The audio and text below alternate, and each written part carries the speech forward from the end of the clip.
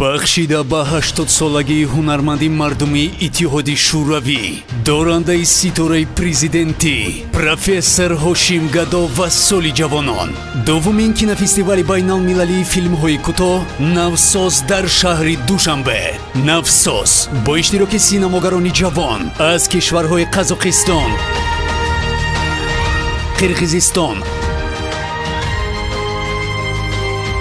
Афғонистон,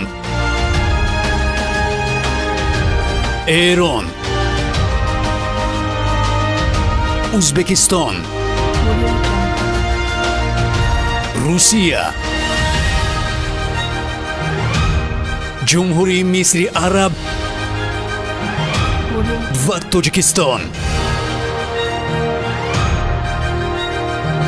кинофестивали байналмилалии «Навсос» нейрӯи ҷавонӣ, ҳунари аслӣ ва дунёи рангин.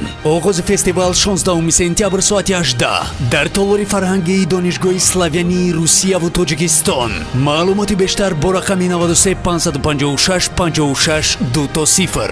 «Навсос» синамо ҳамеша ба навгонӣ ниёз дорад.